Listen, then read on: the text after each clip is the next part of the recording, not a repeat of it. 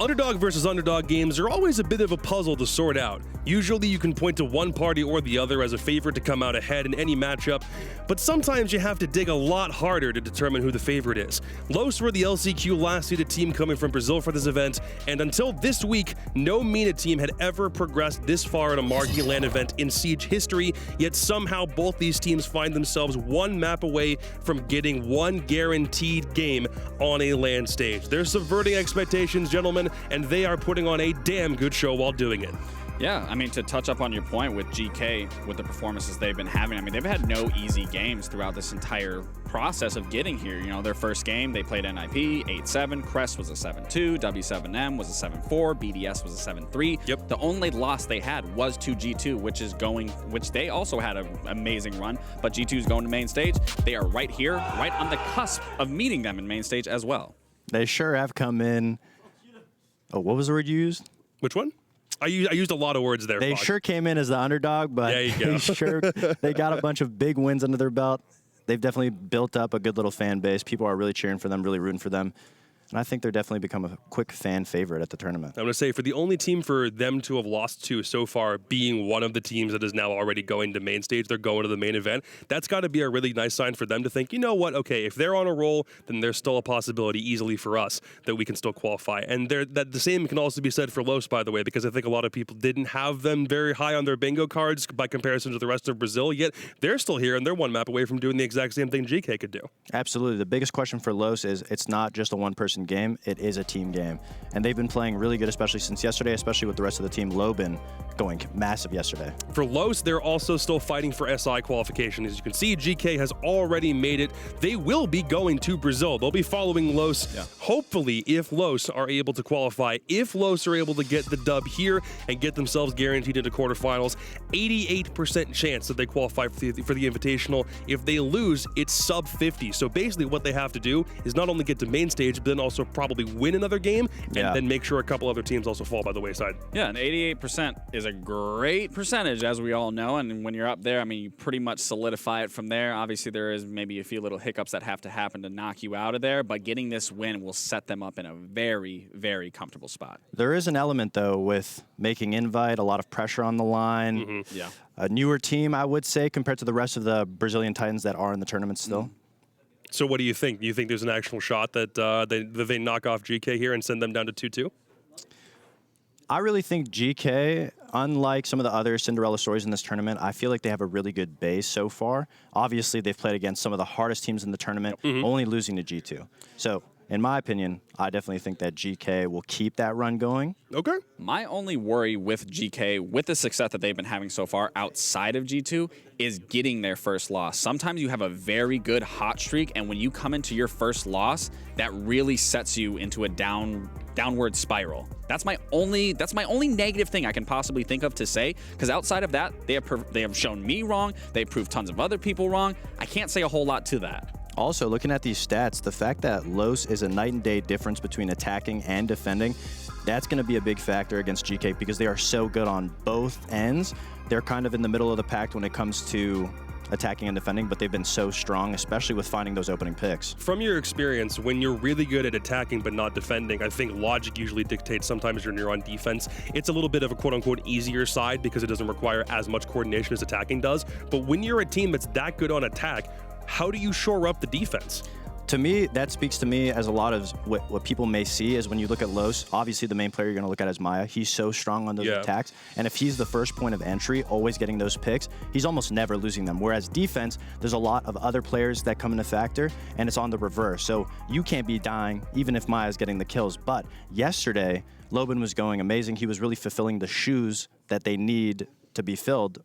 He had like 15 plus kills or something in that game yesterday, right? 17, yeah, there you go. I mean, and it makes me question when coming to Los of going to that defense with their aggressive playstyle. Geekay knows how to play against that aggression. You saw it against W7M specifically. They shut that down, so it makes me question if Los is going to be able to adapt to that, and if they are able to adapt to that, do they then play it in a way to keep that aggression, but it forces Geekay into their hand, and it forces their hand to go into their gunfights, or are they going to play a game where they have to adapt and maneuver around their playstyle a little bit, but still have that enough tenacity to bring towards GK. Well, GK were very, very even on both attack and defense so far from what they've played. For Los, bit of a different story, so we'll see if we get an attacker or defensive side map in the ban phase. What do we have on tap?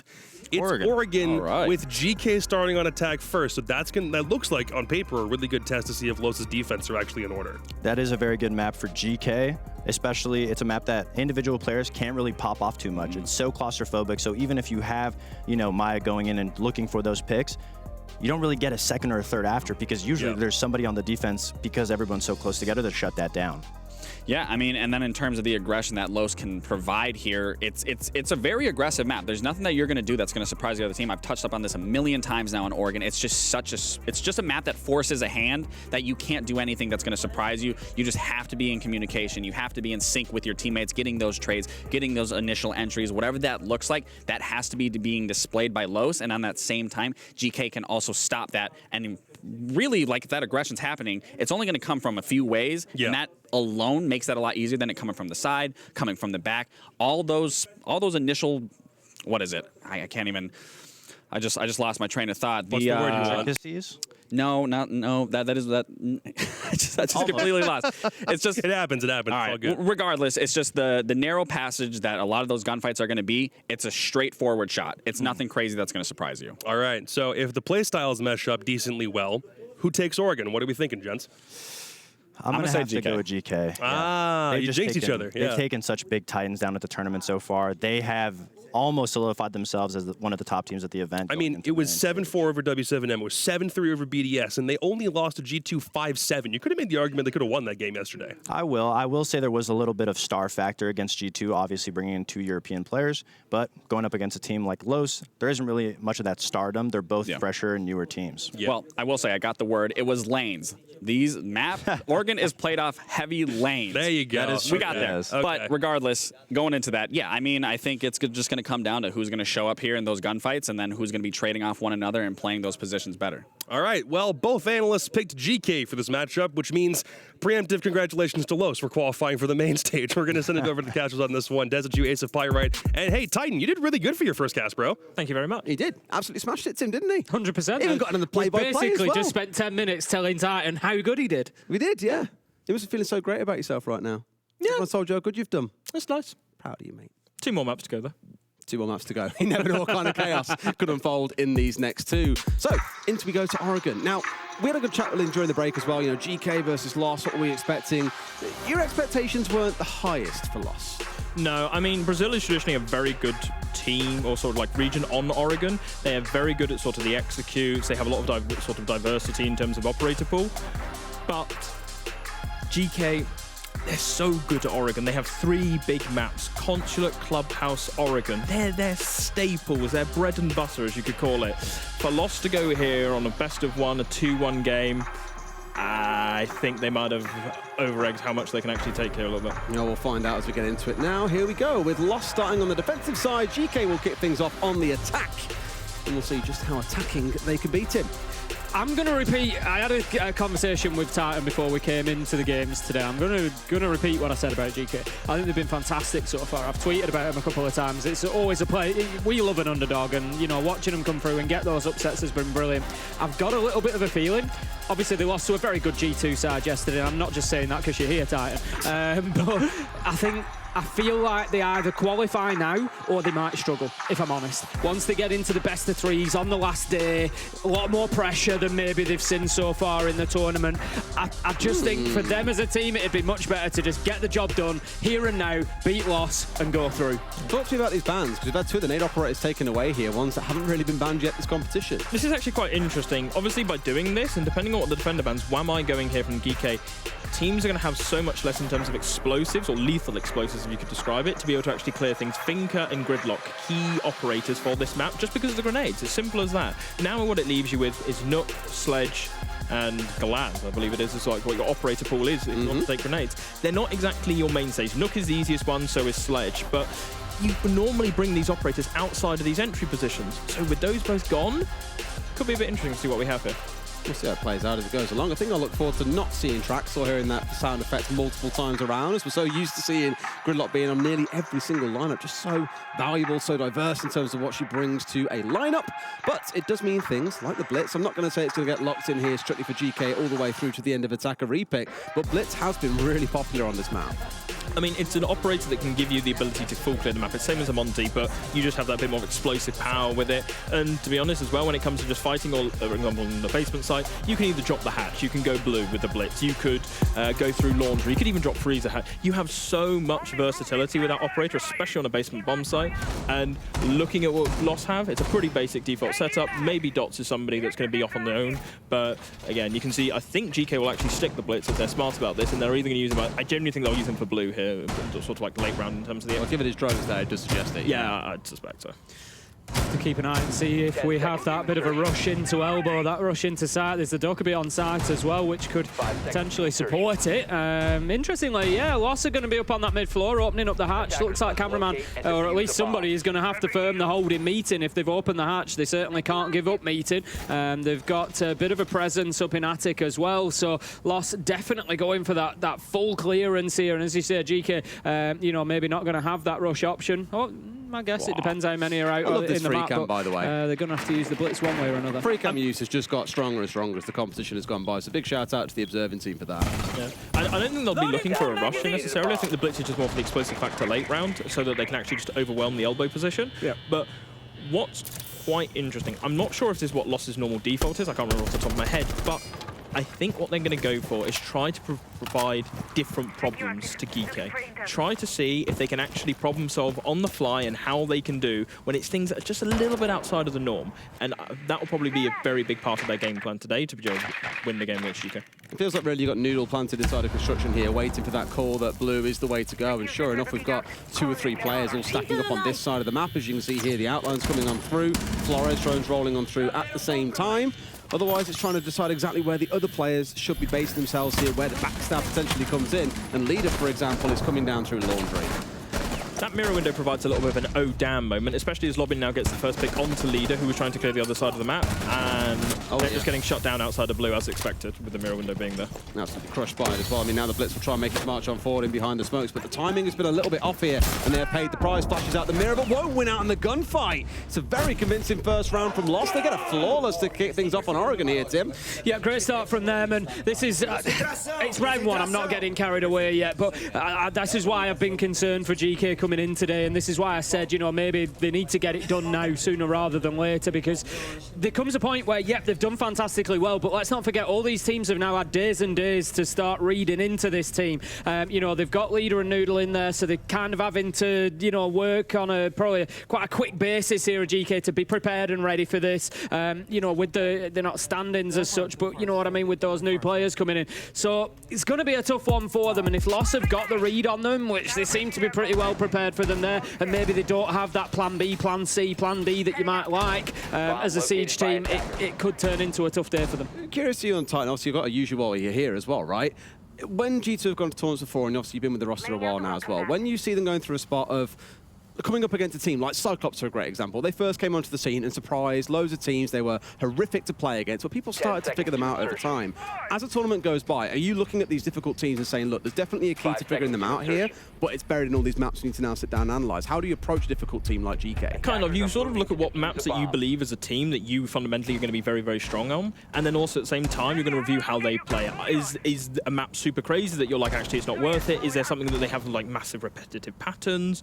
Maybe it's even just a simple case of, actually, this map, they have some fundamental flaws with it. They're able to win against certain teams because they're weaker at it. Or you just even look at it as a regional basis, for example. And I think this is where Lost have gone and banked a little bit on the regional basis. Oregon is very strong for Brazil. And then on top of that as well, if you just look at the way they're holding things, it's not completely out there. It's not so crazy, sort of like in a different world, but it's slightly different. It's stuff that GK won't have faced that often, probably. I doubt very much Lost will have scrimmed GK whilst here at the event, so it's just a bit of quirkiness, a bit more different. They're just trying to catch them out. Default with a twist. Yeah, exactly. Yeah.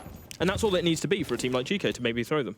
At the minute, GK just working on that armour and master side, looking to get themselves established inside of there. They've got the Thatcher over there, they've got the Rotero drones, they've got the hard breach, everything that they need to get that game's wall open. Cameraman was off playing down sort of in the dining area, and he'll be flexing into kitchen as well, but looks like that position's not going to see too much pressure, as at the minute, GK are pretty one-dimensional here. I mean, it's just a heavy master push. They can see that it's a turtle setup. They've got the Thatcher on the board. They've got the ace. They can get what they want in terms of the walls getting open. Now the question will be, can they get into a position to be able to get a bomb down, or can they clear anybody out of this position with early kills and then just be able to flood the bomb site? Well, Trophy was given away quite early as well. When the shield was gone, they were just like, yeah, that's it. Took a second player inside a pit. That's going to be our angle to hold. Beautiful. Dots have been holding on to that C4 for a good 30 to 45 seconds there, waiting for someone to step inside, and has found an absolute freebie there. Well lined up, and clearly one they've gone through a few times in dry runs. Yeah, just I think as soon as you get the Selma charge on pit wall there, you know that there's likely going to be somebody around ready to challenge that angle. Hasham challenging an angle though, manages to pick up the low bin. Absolutely beautiful to level things up at 4 versus 4. 2 of Loss are still looking to play underneath. There's only the Nitro in the hand of Dash, so still could have that sort of explosive denial if he gets himself down white stairs, but for the time being, he's just holding, looking for that angle towards Trophy Door, just preventing any flood coming in from GK. Loss have two games planned here. That's it to win this round. It's either an execute-based denial, so they kill them as they try to walk in, or they're going to try and retake Trophy here. Now, the Cade has already used the C4, so the Trophy retake is going to be mega hard. And as you can see, it's going for the denial on the entry of the bomb site. Leader already down on probably the game's breach. They're going for the attic backstab, and they can't get it. It's a lot of 1v1s being taken, and sure, Hasham might win his, but immediately he's traded out by a cameraman at the bottom of white. We had Trix trying to work his way in through Trophy, you had Leader trying to work his way in through the breach, and as you say, none of those things have worked out. It's 1v1 after 1v1 after 1v1 for Loss, a very comfortable second round. I think what Loss have realised, and what they probably studied a little bit of yesterday with us, is if you play simple Siege to an extent late round, and you make sure that you have your crossfires, you've got your fundamentals, you've got your basics set up, you've got your power positions, GK will struggle. Because for them, it's so hard. When you haven't scrimmed a lot, when you haven't got all these solutions already pre-planned, and you're having to do everything on the fly, it's so much work for somebody like Leader, for example, or it requires then hero plays or solo plays or massive explosive plays from individual players to be able to then break through. But as you can see, first 2 rounds, Lost played relatively default, couple twists, little meeting hold, a little bit of a heavier sort of showers hold and sort of dining hold, and from that, Geekay go, okay, right, let's try and do our normal takes. The first round, they had no answer. They tried to force blue. There's a mirror window there. Their plan gets shut down. Here again, okay, right, let's try and go for a master clear because we have Thatcher, they have Cade, they're playing it very safe. But how do you clear the players from their positions? They're not going below, they're not trying to nade them out. They're trying to rely on basically just peeking into the bomb site and winning their ones. There's no actual problem solving in terms of removing the players. I mean, we've seen this from teams in tournaments gone before as well, and you know, this is again what leads me to say what I've said about GK, that you know they need to get qualified sooner rather than later, because as the tournaments go on, I feel like teams have got 2 responses to a team like GK that come in and do the unexpected, come in and maybe, you know, play a little bit differently, you know, and sort of throw that spanner in the works for teams. You can either try to play into it, which I think is often and almost always the wrong thing to do. You think, right, we need to come up with something crazy, we need to do something different, we need to surprise them, when really a lot of the time the answer is, no, we just need to play our game. We just need to play good Siege, you know, and just give them problems to solve. We just need to do whatever our setup is, be confident in it, and force them to do something about it. Because inevitably, like you say, you know, sometimes the depth isn't always there in the strat book kind of thing. And I think that's what we've seen in the first couple of rounds. Like you say, Lost just not doing anything special, just doing the basics very well. Trying to really overload Attic here as well. They know there's a player that was dug inside. Dots, he has got out of Attic. Had the soft wall behind him as well. Has got himself onto top tower stairs. Logan's wants to start things off again. Noodle, really at this point, it's only Hasham with a kill on the board, and that does not look to be changing. It's another dominant start for Loss here, Titan. I mean, again, they're about to be 5v2. No, Leader gets the kill. This could be pulling it back on a 3v3 with a wall bang there. It gives GK a chance. Trix getting into the frostmat, unlucky there, buddy, but going on, they have now a chance with 3v3. They have top floor control, they can work and execute, they can try and take what they want. They're now going to assess, can they get meeting control, can they get dining control, or kitchen control? What they haven't spotted is the guy in tower, I don't believe, or coming back through attic. That flank could be crucial from Dots. They never cleared him out, they never managed to get rid of him. That's exactly what I was about to say. They know that they forced him back, they had nades on, they had drones on, they know the Azami is somewhere, but they're not really 100% where, because they're down to almost no drones as well. To some level, it's playing a little bit blind into this one. one. You've also got Maya, who's been sat inside showers for the longest time, not really playing on site, playing just off it, but in a very, very passive angle, and Trix might spot him out here. GK are using the time well. They're on the drones. They're aware of the clock. They know that they don't need to be rushed. Dots, as you picked him out, was going to be the problem. Wasn't recognised. Manages to get himself into dining, get aggressive, and find a kill that hands the lead once again to Lost. 3 versus 2 now inside the round. Trix low health, trying to push Attic, but again, Lost are well aware of this stuff. They know where the danger is going to come from. Cameraman's trained and ready, and it's as easy as that. Dots and Cameraman pick up the final 2. That's going to be another round to Lost. 3-0, and they're running away with it. I mean, that round, Lost didn't even have to do anything really quirky. Nothing funky, nothing even just remotely different or difficult for GK. What GK can't find right now is a way to catch teams out. They have no solution to the basic problems, and this is the issue with Oregon. It's such an execute-based map. See if we can hear Aloe, what you say?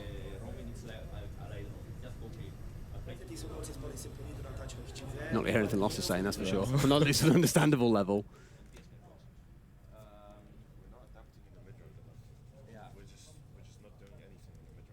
It was the same issue yesterday.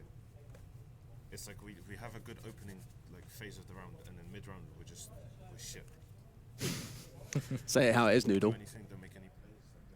Yeah. I think largely aligned with that as well. I mean, the one thing I was going to say is what I really respect out of Lost so far. We have the blessing of a top-down as well, so we can see what they're doing, but they're always just stepping back and just saying, look, you want to take ground, you take ground, it's no problem. And then GK, I think, have got so much opportunity and so many things to do that players are stepping into what they assume is empty ground, being shot by someone on an off angle, and again, it's just like one after one after one after one. And probably in that early round there, the change in pace of the previous 2 was being willing to go aggressive early, whereas in the previous round, as we've remarked, playing quite passive, playing those off angles, just letting GK come to them. So we've got to see a bit more composure on the attacking side, I think. Where GK really have shone throughout the tournament for me has been on that defense, has been getting aggressive, chaining kills together extremely quickly, and just like rushing over teams before they can do anything. Lost are not even giving them any opportunity to do that on this defensive side. That's exactly it. They just don't need to play into it. They can just, and I think that's what we're seeing from that tactical timeout. You know, you've got players there, you've got Noodle saying, look, we're doing nothing in the mid-round, and it's kind of like, GK have got this plan going, oh, we haven't surprised them, we haven't got those entries, like, what now? And it's, as I say, it's not a criticism of GK, really. As you know, they've got 2 players that have come in, joined recently. You know, it takes time. It takes an awful lot of time to build those, you know, those alternatives, those secondary, those backup strategies where you can say, oh, right, actually, they're playing in this way. We can't dislodge this player. Right, we go to plan 3, where we're actually going to take this and we're going to, you know, move them out in that fashion. And I just think, you know, and this is why as the tournament goes on, that's going to get found out more and more. Yeah, I mean, the issue GK will have here, it's the map Oregon. The design of it doesn't give you that freedom as an individual player to be able to do too much. People know it, and as I say, Brazil is so good at it. They know every sort of in and out, every trick in the book that you can really play. Lost will have scrimmed this 1,000 times against some of the best Oregon teams in the world, FaZe, Liquid, etc. And all you then need to do is just play your book, play your game, read the reactions, read, sort of analysing the round, pretty much. That's all the teams are having to do right now is Lost. And GK, as Noodle said, we have no mid-round solving. We have no mid-round adaptability. But the problem is, it's because they want to do something crazy, want to do something funky. And their solution is, okay, well, stuff this game. Let's just try and go for sight. Well, you can't do that. Okay, let's try and play it slower. Let's play for the execute. Well, Loss already got that covered. They're playing for that. They know that. And because you haven't drilled that 1,000 times, it's hard. Hasham getting the opening pick here, though, is massive. Now they have freezer control. If GK can now just keep pressing the tempo here, don't slow it down, keep pushing for the bomb site, they might be able to make something. Really late reinforcement to Dash. If Hasham has pushed all the way to freeze the door here, this could be really, really big. He can split the bomb site in half. Oh, that's exactly where he is. He's on the shield, but Maya's found him. He's got the answer.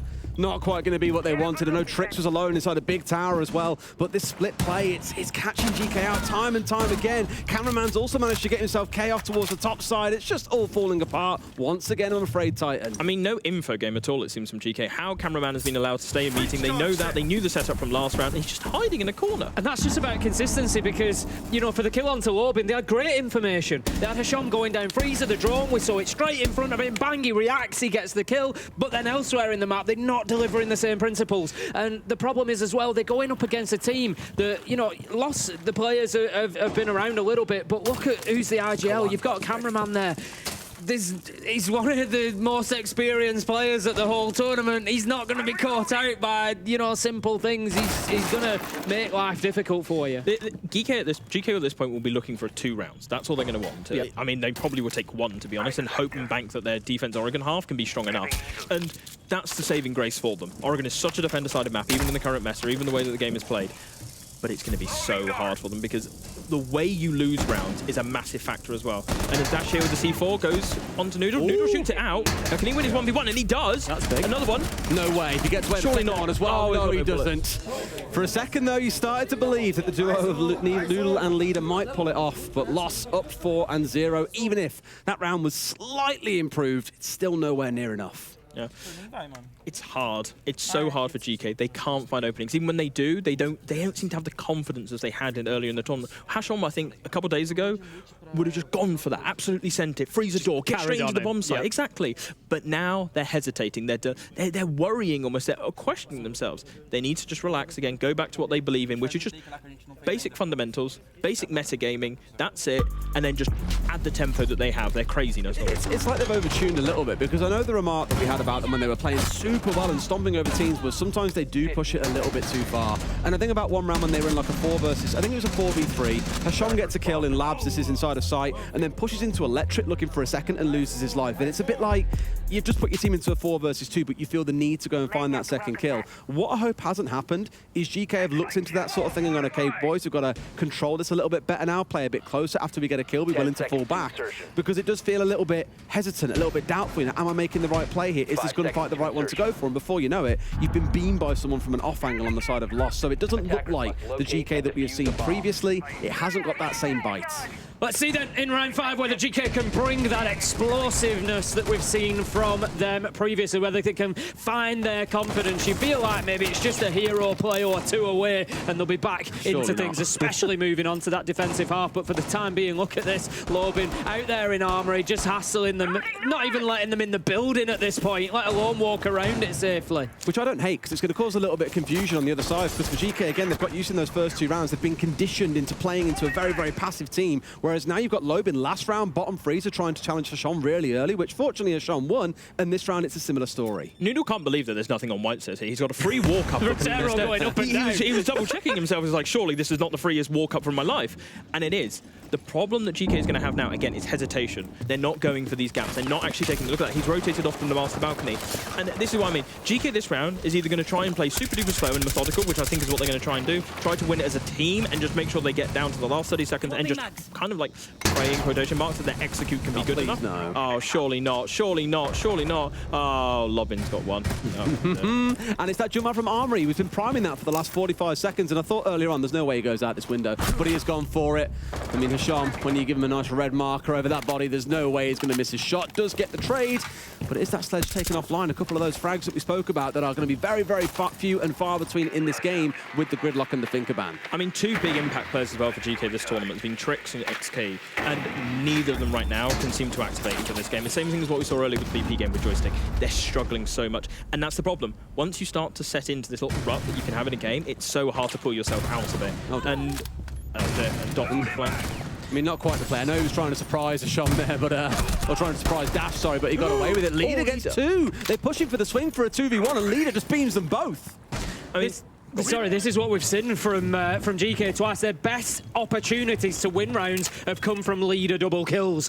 They can't rely on it, but they need to use it when it's there. You know, if he's gone and done that and he's swung the manpower back in their favour, this is now where GK have got to say, right, we've got the 3v2, let's have a 10-second pause. Where do we go from here? How do we hit them? And then work together in a coordinated way. They don't want to go in one at a time here.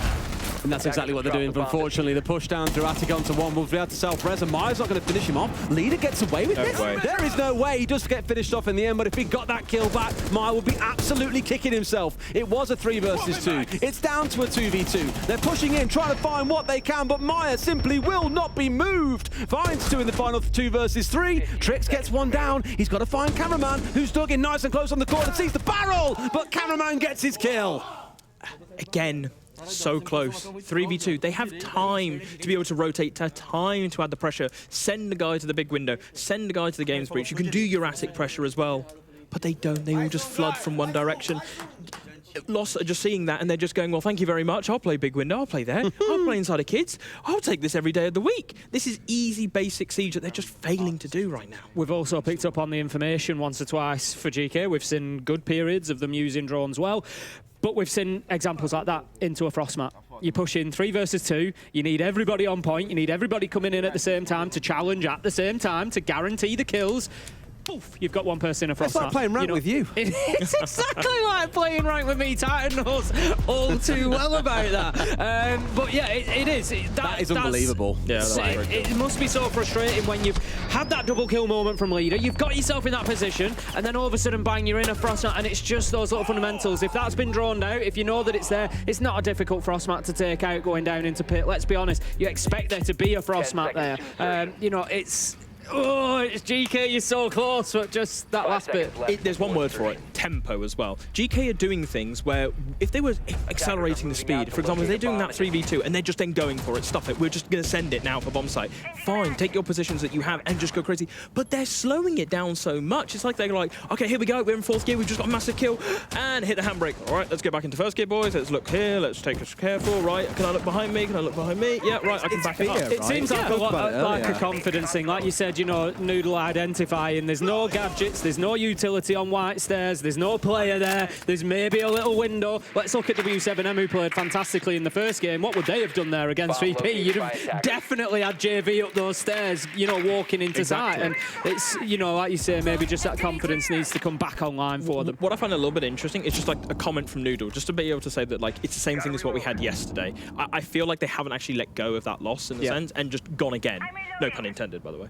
But all they have to do is, again, Hasham opening kill here, lobbing with the easy pick, and this is the problem. It's solo play, solo play, solo play. I was going to say, we've seen it twice now. We've seen 2 different types, as I said. It's either going to be a hero play attempt or it's going to be a team-based attempt. Team-based attempt failed, hero play now started. x.ke, he gets one back, they get a little bit of top floor control. Have they got kids control as well? Yes, they have. So they can do the vertical now onto the bomb site. This is going to be a crucial round for GK. They have everything they want. 4v4, 1 minute 50 was on the clock when they had top floor control. This should be easy now to work on. I don't know, man. I'm looking at Dots playing around meeting and around green. I was just watching exactly the same thing. And I'm a little bit nervous. Dealt with. Way. That's exactly what they needed there. Noodle able to pick up a big kill. We could see that Dots was off in meeting, green corridor, potentially going to be a thorn in the side of GK when they came to that push, but they've identified him. Information game that I've questioned once or twice. They've used it, they've got the kill, and that gives them a good advantage. 4v3, vertical pressure as well.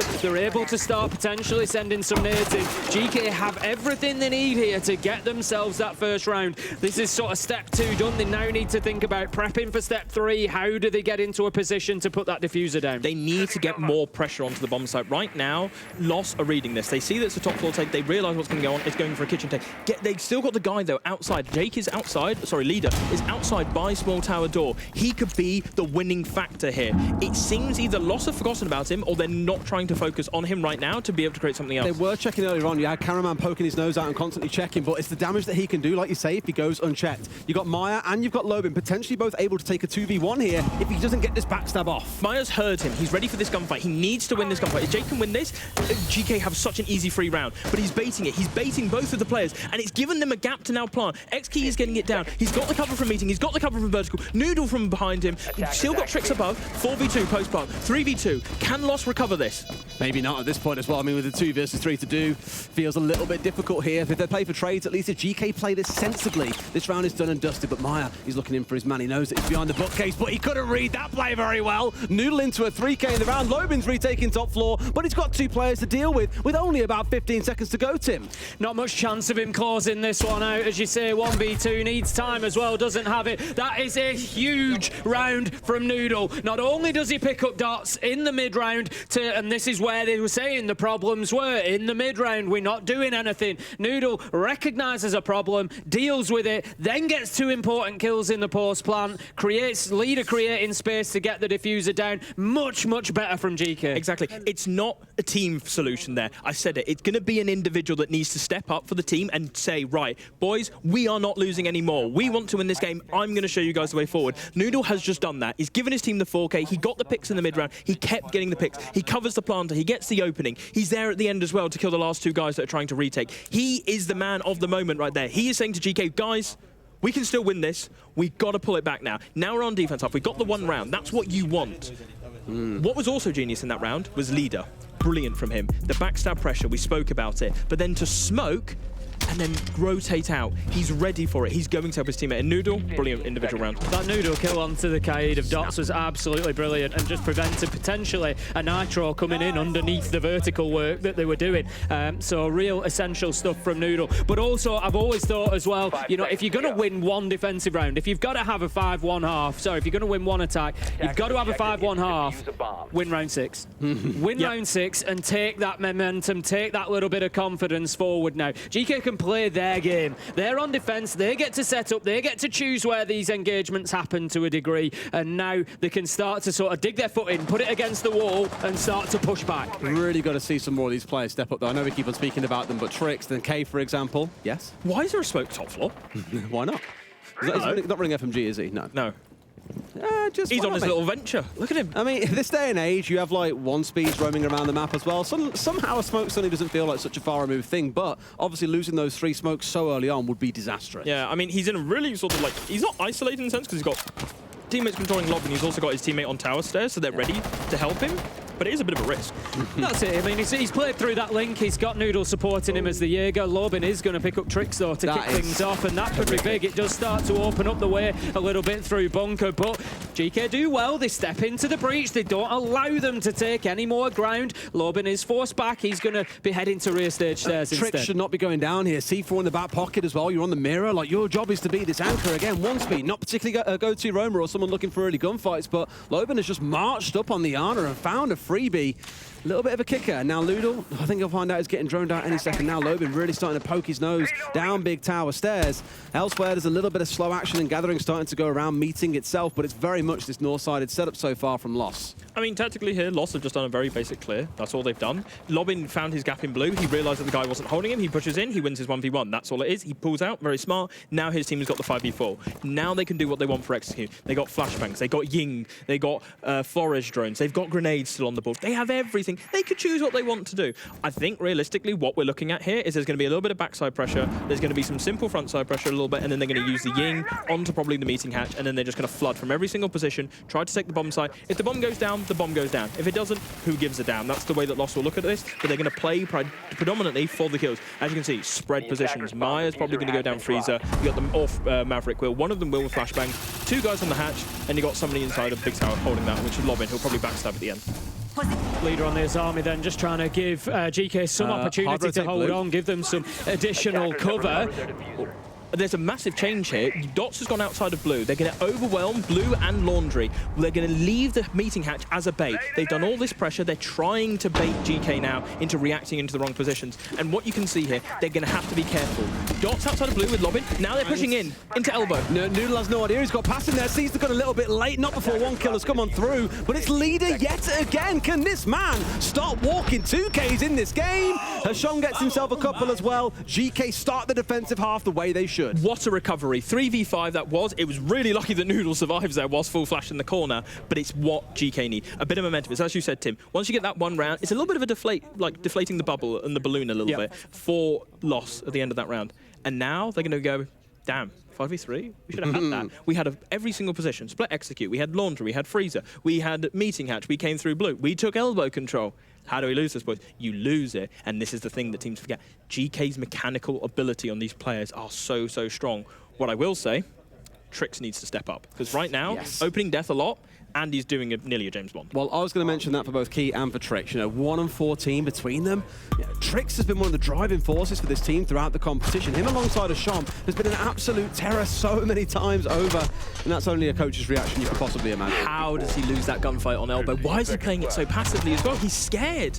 And this is the issue. For some of these players, when it comes to their big first international event, have they got the confidence, the courage inside of them to be able to take it through? And Lost need to recognise that. You're on top of them right now. Yep. Even though they've won a couple of rounds, they've still got that little bit of hesitance in them. But every round that they win, every gunfight that they win is going to change that. Yep. Is going to bring them more out onto the front foot. We will likely see players like Trix start to warm up into it a little bit and think, actually, no, we don't need to be afraid here. We can take these. It's 5-2, it's 5-3, it's 5-4, and Lost, they need to get this one done, and that's such an important factor for teams in winning tournaments, is closing games out. Don't allow teams back into it. There's going to be a really explosive execute here. You got the Blitz again, you got the Yamaru. Yamaru's going to probably either take big tower control and then try to backstab, or more likely come in through Kid's window. You can see the one guy on Master balcony, the Blitz by himself.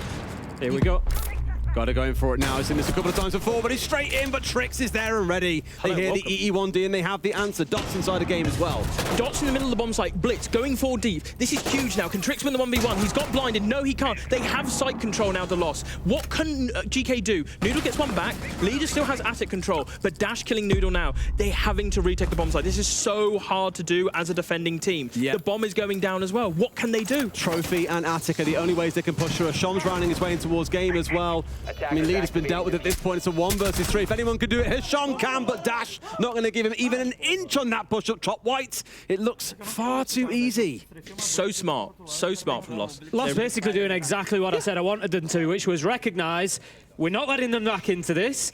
We've still got them playing on the back foot. Let's now just really kick it up a gear, if anything, and get aggressive, get up in their faces, bring the Blitz, just really cause them a problem, and Maru in everything we can, and it paid dividends. Just hit them with everything. Absolutely. Full artillery barrage. Let's go, boys. And they recognised it. They realised that GK were playing off-site. Lots of bodies off, and all it requires is a 1-1. This one here that Dots wins against x.ke, that's big, that's massive. And then to be able to get the second one as well and have site control, I mean, at that point, that was already round over. It didn't matter that this was a 3v4. Who cared about that? They had site control that game. That was done and dusted. LeVar Dots finds himself at 13-3 now inside these 8 rounds. Absolutely flying. Even give him a pistol, he'll still manage to walk through a 2K by the looks of it, Tim. And fair to say, it isn't the GK that we've been used to seeing. Maybe G2, it might turns out Titan were the ones who really made them start doubting themselves. Maybe. I mean, we do like to crush people's hopes a little bit. So, once again, we like to destroy a few regions' streams. Well, you're doing a great job so far, mate. That's why you're here on the broadcast. So for GK, with the way it's going, Loss would qualify up and get that auto spot into playoffs, or into finals, sorry. GK would have to go down to that 2-2 bracket tomorrow and play a best of 3 to make it through to those finals. It's not done and dusted just yet, but you do start to get the sense that for GK, this hill is just too big to climb. Brazil having a fantastic day so far today then. W7M already going through. Trix managing to get the opener as well. He did get the entry in the last round. It didn't translate into a round win for them, but it's a great start nonetheless. The Soul is picking one up, just using that gadget as well to identify where the rest of this push could potentially be coming from. All Loss are going to want to do here, just take basic master control. They can take everything they want. They've got the Osa as well, which allows them to have 2 options. They can either rotate it to big window late round to add extra pressure, or more likely they're just going to funnel it through Trophy and through the game's breach. They can get the bomb down. Life is easy for them. Yes, they're 4v5. Yes, Trix are still downstairs, but they still have what they need to be able to get rid of this and open the wall. The problem, the slight issue they're going to have, is if Trix can get another pick here, especially to Maya, who's now walking up the armory stairs, this is not so great, I don't think, from Trix. He's staying below. He's waiting for them to take full control. He wants to lurk on the execute. Yes, great, but I'm not sure if they'd actually want to do that. This is it. They just really haven't identified, and it could well come back to bite them. I think it's probably going to very soon, although Maya just paying a little bit of attention over his shoulder, although I don't think, as I say, it's in direct response to the knowledge that they've still got Trix lurking downstairs. Trix, it's all going to be about timing for Trix right now. He doesn't want to go too soon. He needs to have a little bit of luck when he comes around that corner. He wants his opportunity, but no, he's left it too late, more than likely. Lobin is going to apply an air jab. are they? There's But already one there, yeah. there we go. They found him. That is what was needed, Great, and so Tricks good. just needed to go a little bit sooner. And this is what I meant. He needed to take the chance to take the 5v3. You don't need to try and leave this to be some sort of hero at the end of the round. When you can guarantee almost that pick that he had, take it.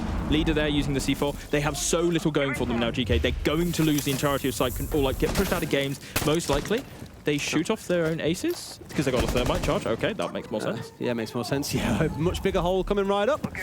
Obviously, much more expletive is the line that Thermite used, but we'll keep it nice and PG at least for now. Wall has been opened up, as you say, and not a lot to play behind. A few impacts maybe to make use of here, but really that's only good for trying to deal with the Ossa, and given how Dots has been playing so far, that is going to be no easy feat. There will come a point at this moment where Lost do need to push forward. They do need to aggress, and those first couple of gunfights are going to be important. Asham's underneath at the minute. 2 impacts in hand, could potentially deny, but he is going to need information from his team cameraman. He's going to be opening up Attic and applying pressure from multiple sides now, but Lost are running out of time. That's going to be the big factor. 20 seconds, and here we go. Dots goes in and manages to down one, but Noodle's there for the trade. Leader finds another. Cameraman pushes in, however, with the trade from Attic. 3 versus 2 now. The advantage is for GK. Lobin still has diffuser in hand, but there's little chance of him putting it down. With 4 seconds, surely GK can hold on. Asham gets taken down on wide stairs, though. Lobin, he might have the opportunity. He needs it. The cover's there, but no! Noodle once again comes up big, picks up cameraman on the cover, prevents the diffuser going down, and that is going to be another round for GK holding on. He is him today. Noodle is refusing to die. He will not give up without a fight. That last attacking round, a 4K, again, there, 3 or 4 piece, I think once more for him. He is the player that is saying, guys, we're not losing. I will carry you. I will take you to victory. I'm not leaving. I'm not leaving. I'm not leaving. Is it enough, though? Is it enough? That's the problem, right? I know Leaders also had a good couple of kills, but that didn't prove to be enough. You know, double kills galore in that first half, it felt like, coming out of him. And really that round there, for a second, I thought Loss had done enough. But as you say, Noodle is just being the hero. Yeah. I think they just left it a little bit too late, and they kind of had 20 seconds, and it was like, right, we've kind of got 80% of what we want. We've just got to go for this. And I always say this, it's such a difficult site to attack onto if you've only got 20 seconds and you're fighting into even 3 defenders. Yeah. It's such a difficult site to attack onto. The big thing there, Lost never managed to get control of Trophy properly because of the pit holes, and I think Leaders actually impacted to be able to actually clear the Osa out of the position there, or at least push the player that was holding it back. The result of that, they managed to hold on to Pit for longer than they should. Yes, cameraman did all his bait pressure, etc., and they did manage to take site control, but because of all of that extra rotation, and because of their difficulty to get rid of the player from Pit, they executed with, what, 10 seconds left? Yeah. It just wasn't enough. The one thing I do really want to point out that we can't all forget is for GK, their loss was the first one they've had in such a long time. We spoke a lot about, what, a 20-match win streak, like nationally or something? Losing hasn't been a thing for them, and that's why I think as we come into this game, you've seen them start slower. Sure, Noodle's still very much switched on. He's used to losing. He's been on Heroic, for example. But here's Key, right up at the oh my lord! He saw him for so long and still couldn't get away with it. Lobin finds himself 2, gets back downside here. Noodle at least has started a bit of a recovery, but that could be the death knell sounding for GK. Oh dear, oh dear. This He'll be lamenting that for weeks. That just takes them into yourselves a little bit. I mean, it really does. You look at that and, you know, losing your smoke, losing the Toxic Babe canisters. I think he had SMG in hand as well. I'm looking at that and thinking, you're 3 feet away, get your shot out and just blast around the corner, you know? But one way or another, great reactions from Lobin to say that, you know, he didn't necessarily know the push was coming. Might have been a little bit of an audio cue for him that something was happening, but it is a perfect start for Lost. They need one more round to take them into the live stages here in Atlanta, and they've just gone a long way towards finding it. Lost still have everything they need as well. They've still got a Maverick, they've still got hard breach gadgets, they still have Osa as well, so they can push if they want to down the hatch, they can push launchers. Again, without Osa, they can do so much in terms of just holding onto position, taking it, applying the pressure, and just saying, right, okay, now this is ours, good luck, defender, you got to take this back. And with the Capital as well, they just have, again, even more utility to execute with. I mean, I love Capital. I always say it, like one of my favourite operators in the game as well. The hard breach gadget is the secondary, so much primary utility to make use of. semi-decent gun, extremely fast, brings so much to a lineup. And I'm just thinking here with you, like they've got 2 smokes to play behind, 2 fire to force areas of the map to really open things up for the Oster to step on through, all packed into one operator's back pocket. So for me, I'm keeping a close eye on cameraman here and watching what his contribution is when this execute does come in. Oh, what's really interesting, actually, I just noticed, Leader has 5 as armies left, so a retake of certain positions is definitely possible, and it's also when closing off that like electric side door. Here they go, with the Osa down the freezer side. They got a guy going laundry, they're going to have one guy hit on the backside. Cameraman's got to go. Massive impact there, that could be big. Leader just removing that Talon shield and the utility and maybe making it a little bit more difficult for the play into Freezer. In fact, Loss have actually dipped back onto the stairs for the time being. They're not too confident necessarily in committing to this. Dots is going to rotate down and instead try to apply pressure from Laundry, which sort of plays onto that angle, though. The Leader's already a step ahead of this. He's already put the Keeper barricade out. The double push here, they're making the play now inside of Freezer, and Leader wins 1 and 2, and he's won the round surely for his team right now. You'd hope so, but in comes the march on forward. Still 2 versus 2, only 10 seconds to go, so all the pressure is on the Latam side. Noodles found a man shot in the back. That's Diffuser down. Last one's in behind the Keeper barrier. Oh, but Noodle beautiful. and Leader will not die. The EU imports, the British boys, they do not give up. They are here and they want to stay. They want to make that main stage. Wow. Absolutely balmy. It's a couple of times now where you're seeing Loss. It's the frayed ends of the rope here where things haven't been drawn to a close, and GK are capitalizing on it. Tim, this could be one hell of a comeback. I just love watching that speed of thought from Leader there. You've got him in behind the mirror window. He's got a double push coming down Freezer stairs. He sends the impact nade out basically as the Talon shield is being deployed. He already knows that that's going to go down, so that's dealt with. But then turns around and applies a Keeper barricade, not only that works for Noodle to be able to challenge into Freezer with a little bit of cover, but also gives him the protection from Laundry. It's kind of like he's got that sixth sense and he's like, I know you're going to rotate down there. I know you're going to try and apply some pressure from there as well. Leader just big brain in it and finding the kills. Noodle doubling up on it, and a great round from GK, so much so that it's thrown Loss straight into attack timeout. I mean, as I highlighted, those 5 Keeper barriers, it's so rare that you see that save to the late round. He was ready for either a backside push that he could block off the electric door, keep wasting time there, or he said, stuff it, I'll hold on to this mirror window if you want to go Freezer side. I will be the man that holds this position. And honestly, it's a bit of a back to the wall effort right now from GK. It's a bit of a Rorke's drift, but they're going for it. You've seen it a couple of times now where Coach Norris on Loss is just like, calm down, calm down. Like, sure, they're playing it slow, but I can imagine things are getting a little bit frustrated, a little bit agitated in the team comms, because now you've seen a few rounds where it felt like Loss. I mean, look at the round prior to that one. They were in a 3 versus 2, still lost the round. Here, they had everything, as you say, on side that they needed to get this done and still couldn't complete. But we keep on coming back to them. Noodle and Leader, absolute heroes of this game. The thing is, you need, so you know, like you said yourself, Titan, you do need somebody to step up sometimes and be that beacon that the rest of the team can follow. I think what GK really need to hope for now is that they get that third person just joining, that they have Hasham stepping up and finding that form that he's had, that Trix maybe starts to deliver a little bit more, and then alongside Noodle and Leader, you're going to have that core 3 that you're always looking for, and they can start to push forward.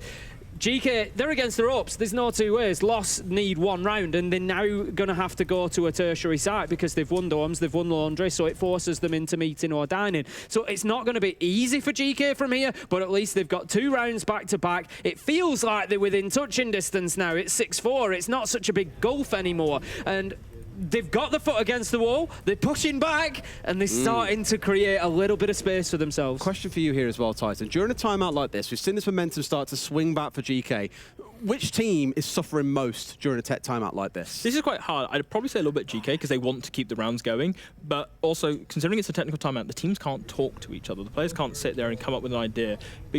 What will be happening now for some of these GK players like Noodle, players like Leader, they'll be going, all right, okay, we got this. I need to think through, what can I do? But for players like x.ke, for players like Trix who are struggling, they're going to be sitting there going, what can I do? I'm costing my team here a bit. I need to really step up. It's obviously not only about kills in this game, but when you look at it, you've got to be doing a bit more, and especially so impactful players like those two have been. And then you got Loss, on the other hand, who will now be sitting there and going, okay, we just had our timeout. We've been told to do what to do by the coach. All right, we now know the plan for this next bomb site. I'm going to try and, you know, do the best that I can be. I'm going to think through my plan. I can think through my role. I'm going to think through my tasks, my checklist. But also, at the back of their mind, they're going to be going, the momentum's against us. We've just thrown 2 rounds that we had in free control. How have we let this happen? We've got to fight back.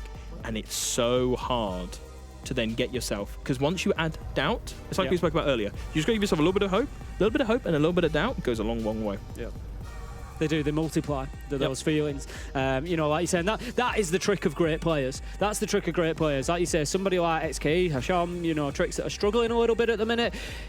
The natural response in most of us is to sit there and beat yourself up. You know, you're a perfectionist, you're competitive, you want to be winning, you want to be doing better. And that's the trick in most of us. But I think, you know, the great players are the ones who can sit there and not only say to themselves, but believe when they say it, no, I'm the best player in this server. Yep. I'm the best player in this server right now, and force themselves out into that positive response. And that's obviously something that we're going to see, you know, when we get back into things. What might be a saving grace here, and it's a very small detail, but now they'll load back in, it'll hit 0-0-0 on the scoreboard again. So when you're pressing tab, you're not seeing yourself going 1-9, 1-10 or whatever.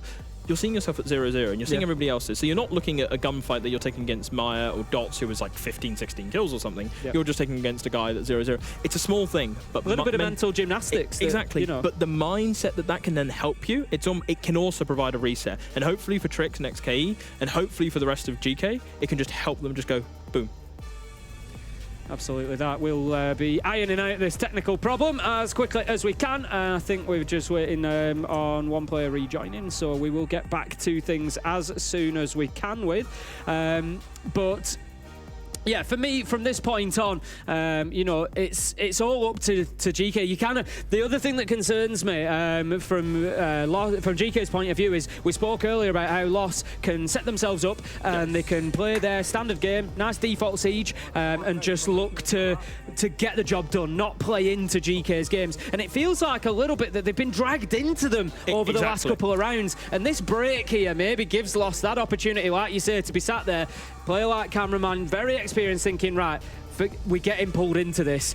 We're coming back out this round, and it's basics. We're just going to do everything that we need to do. 1, 2, 3, that's going to be it. What Loss will be aiming for as we get back into the server here is just making sure we have the fundamental things done right. That's it. We're just looking at this round. We're not looking at like the rest of this game. No. This is a meeting round. Nothing else matters. The last sort of 10 rounds that we played don't matter either.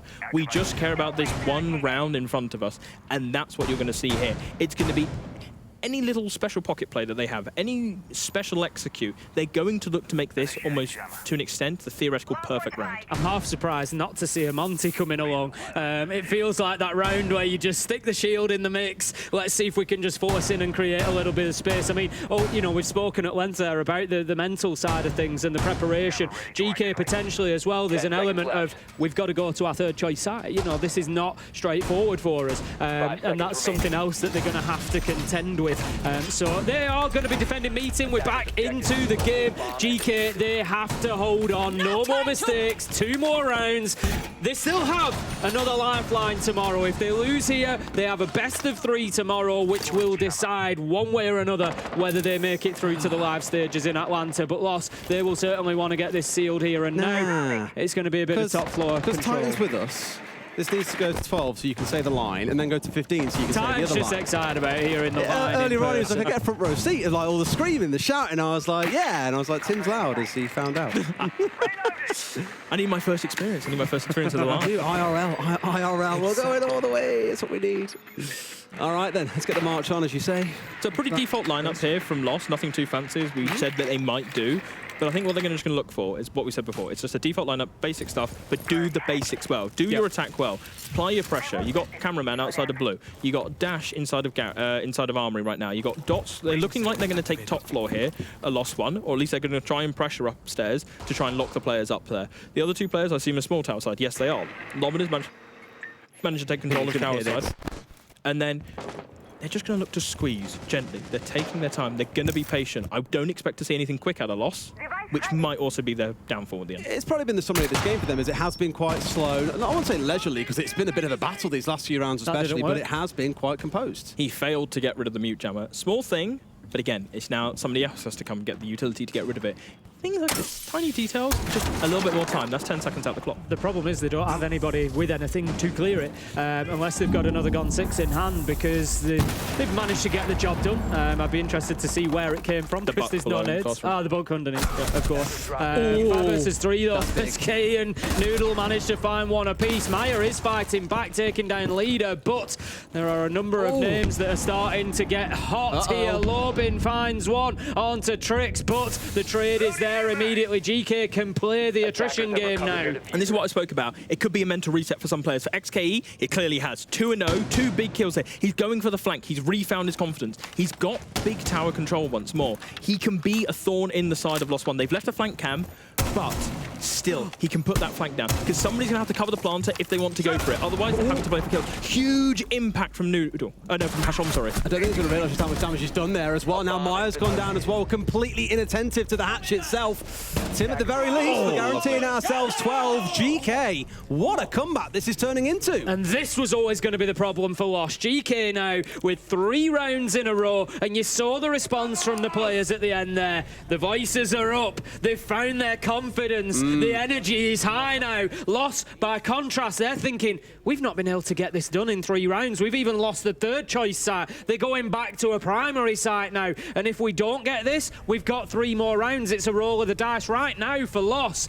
Their position at the Atlanta Major is hanging in front of them, and whether they can claim it or not. Yeah, and the issue is, it wasn't even close, realistically. That was a very poor round from Lost, and that's something that you kind of want to at least have. Like, at least if you get to a close round, you go, oh, okay, right, we nearly got there, boys. But when you're battered like that, you're like, damn, okay, we fumbled top, we fumbled basement, we've just been destroyed and slapped on the 3rd bomb site. All right, we're going again to top floor, and as we can see here, replay. x.ke, huge round. There's a massive kill there on tower stairs. It prevents the backstabber, and this kill as well onto dining. He was ready for the guy that was backstabbing, ready for the guy that was going to the dining as well. And Maya... Oh! No way! Maya. No way! Unfortunate. But this he was him that round. Yeah, he was. And this is the thing. That's huge for Geekay. Yeah. Noodle was having a great game. Hashom was having an average game. Jake, Leader, was also having a very, very good game. Just call him Jake. Look, Titan, we get it. You know honestly. Next thing you know, tell us that he's been calling Virtue like Jake all this time. Oh, massive kill here from cameraman. No, he's whiffed the gunfight. You can't be losing that, surely. Oh, why are you turning away? No, down as well. Oh my God, he's found a second. Is that what they need? Cameraman, when you need him most, has come up big. And that's what experience will do for you. He's not going to be rattled by missing a couple of shots. He knows he's still alive. He's still got his gun in his hand. He's still there with a position to win the fight. Darts after such good play. Can't manage to find the man inside of Master. Nitro comes out, and it's just close enough. Geekay holding on somehow. I thought he almost got Maya then as well, but Maya was quick to get away from things. If that was a double C4 kill, that suddenly completely transformed this round. What is this round? It's just absolute chaos. Lost have just said, stop it. We're just going to go back to the fasting. Maya gets x.ke finally. It's a 4v2 in Lost's favor. Surely you don't lose this now. Trix, careful with the big window player here. Be careful. If he gets this pick, it goes it back into Geekay. Loses it. That is round done and dusted. I mean, surely in a 4v2, Lost here with 100 seconds left in this round. Have got all the time in the world to get back on the drones they've still got in pocket. 5 of them to play with. They can sniff out these final 2 players. They can make a play and close this out. Easy as 1, 2, and 3. But given how this half has gone, it's just not guaranteed, is it? The time is the big factor here. If there was any site in Siege and you said to me, right, we need you to hold on to something 2 versus 4, I'd fancy Domes, because if you can get somebody, you know, stuck on either side, you prevent them coming in through trophy, you prevent the white stairs pressure, you can hold on to this site for a long time. But a minute and 45 is just too much, surely. But Lost need to be careful that they don't give away too many of those seconds. This is the important thing as well. It's the seconds and also a pick. A pick here takes us into a 3v2 is massive. No information left. And Trixie dies. I was going to say, it's a massive round for him. Hashom, you sneaky boy! Round 1, he's got Diffuser here as well. If he wins the long-range gunfight, he's got a 2v1 to win, though, here. Trophy and Attic both playing against him. Love this being popped up, season player, but can't find him! Lost!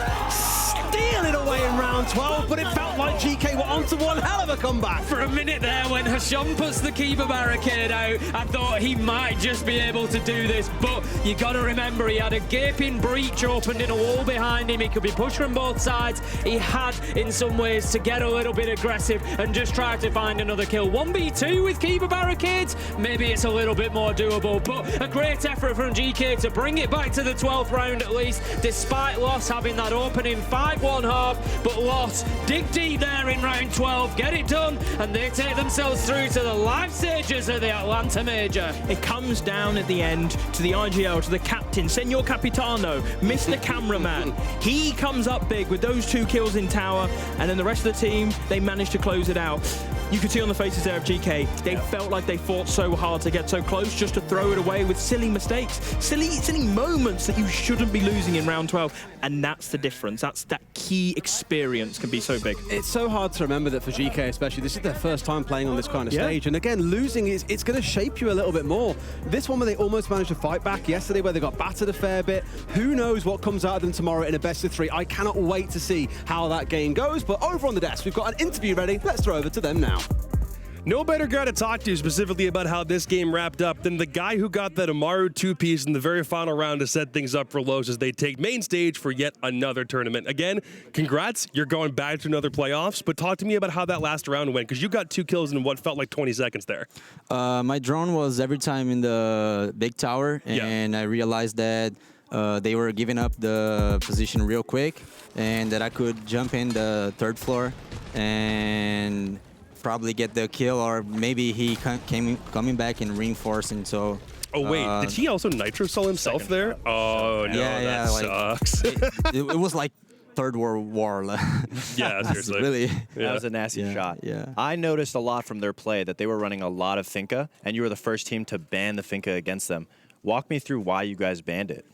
We didn't have, like, they have a stand-in, so we didn't have too much intel of what they're gonna do. And we thought that they were playing more like FPL style, and the Finka is really good to do that display stuff, to play this way. Yeah. And we just talked outside, and we just realized to ban Finka because it would be a good ban for us. Well, it seemed to be like a good ban. Although, when they were making a little bit of a comeback, how did you guys keep a level head? I know I saw your coach behind you guys kind of doing the deep breaths, putting his arms in front of you, trying to calm you down. Yeah. What was the communication like? The communication was really good throughout the game. The beginning of the rounds was really good. But at the end, like the clutch situations, it was like everyone talking in front of each other, and it was kind of hard to understand. There was a round where I was playing Termite, and 2 guys. It was a 2v3, and 2 guys were down, and it was a 2v1 against Nudo.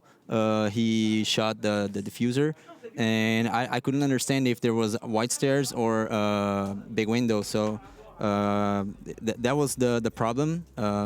To be honest, but besides that, we just played the game that we want to, and everyone was really in their top level. And you guys closed it out. Yeah. Yeah, it feels like everything worked out, not especially because, I mean, Dots was having one of the performances of his life, it feels like. Every single time Los play, there's always one guy who tops the scoreboard, and it feels like it's different almost every time. But now you guys are going back to main stage. That's the big, victory in this case, so obvious congratulations there. But what are you going to do for these next couple of days? Because you don't have a game to play for, up until Friday, so what are you going to do to make sure you keep yourselves fresh?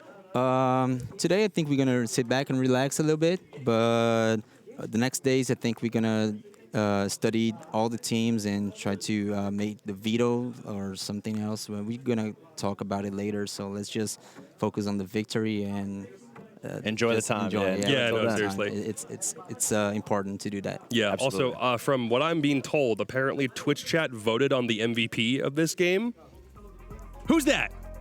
Who's that guy? I got the MVP. Why? You got the MVP. I think Twitch chat gave it to you with 75% of the votes.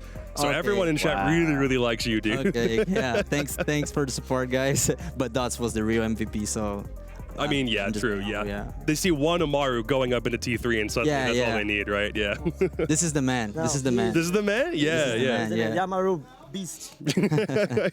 Everybody on your guys' team has really been showing up so far, especially in these late games. Yeah. All right, especially for you, last question. You've been to lots of LAN finals before. You've been on stage, countless events at this point. I'd have to dig back through your Wikipedia to figure out exactly how many it is, but you're doing it for the first time with this squad. Talk to me about what it feels to finally be back on a stage, because you haven't done it since you were with FaZe Clan, right? It feels amazing. This is my place to be honest. Like, I was really missing it, but these guys are amazing. We just fit really well. Just like a little before LCQ, I think we find out our play style, and hopefully we get the trophy. Yeah, sounds good. Anything else you want to say to the fans? I want to thank everyone for the support. We're going to keep going. Of course, we want to win this tournament, but it's one more step to the 6th Invitational back in Brazil. And I'm going to say... Go ahead. Queria agradecer a todo mundo aí que está torcendo. A gente está dando o nosso melhor aqui. Como eu disse, né, mesmo com um placar elástico, os caras aproximaram. É isso aí, ser brasileiro, ser torcedor da Luz. É isso, a gente precisa acertar alguns detalhes para deixar isso acontecer, os rounds importantes a gente conseguir finalizar. Mas a gente está aí mais um passo aí do Invitational e com certeza vamos com tudo para isso. O primeiro objetivo é esse, o segundo é o troféu. Então, obrigado pela torcida e é isso, tamo junto. All right, one last question. Do you love laxing? Yeah. All right, laxing on the telestrator. What do you think about that? Well, I mean, of course, I love my boy, cameraman. We share the same name. How is it hard? I mean, we got to love each other. We were OGs. We're founding fathers in the Siege, realistically. So I'm just glad to see the success. And cameraman, congratulations to you. You guys deserve it. But here I am, back on the telestration for you guys. I want to break down this round because what's crazy to think about, that Los won the 7-5, but this round was a huge round for GK because they were on top of this round, but there was a deciding factor and moment in this round that played into Los then ended up closing this round and completely swapping the side from GK taking it and Los running away with it. So, as you can see here, you have Leader, top of mains, oh, wrong circle. You have Noodle, top of main stairs. You have Trix playing towards Closet. You have Leader playing this attic hallway, gonna drop down and maybe take this engagement onto Maya. The biggest issue here is Leader is in the prime position here. This is where this falls apart because what Leader doesn't know is that there is a frost mat right underneath this drop. And because of this frost mat and because Leader gets a little overzealous, this is where the biggest turning point happens in the round because what you would want Noodle, Leader, and Trix all in unison to be working together to possibly put some pressure onto cameraman to alleviate that, make that a 2v1, and then maybe possibly having Noodle then play into here, working with Leader to possibly clear that frost mat for him, and also taking the 2v1 onto Maya, but that's not what you see happen. What you see here is you see Leader get overzealous, fall into that frost mat, and the only thing that you can think of with Maya seeing that is Maya, he's giggling. I would be giggling. When I see people hit frost mats, I start laughing. It's tough. It's unfortunate. But if you're Maya, you're happy. It worked out. It's beautiful. He related to cameraman. Cameraman's now laughing. But that sets the vibes perfectly. Now, this is the tough spot that you find yourself in. Whereas Leader, he needed this position. Maya ends up going for this kill. He clearly confirms it. Now, this is another turning point where each 1v1 here is drastically important. You need to win these 1v1s in these 2v2s. This is what's going to set the round up for success. But what you do see here is they do work together. They do get the trades. But ultimately, Los plays it perfectly with the trade game and setting cameraman up for success on top of Maya having a beautiful round here. Knocks down Noodle. Gets the confirmed kill. Then Trix brings Trix down to 1 HP. Tries to take this 1v1 with Cameraman. Cameraman plays it beautifully. Round goes to Los. This is the reason why I wanted to break this round specifically because as you saw, Los just won 7-5. Had they won this round, that could have put GK in the position of maybe winning a 7-5 or at least pushing it to OT. And this is why I wanted to break this down for you guys to show you just those small minor details in rounds that can really be defining moments can carry all the way into the end and you look back on it and be like, it's unfortunate. But I hope you guys got some great insight from that. I'm going to send it to a quick commercial break and we're going to see an amazing game between Bleed and DZ.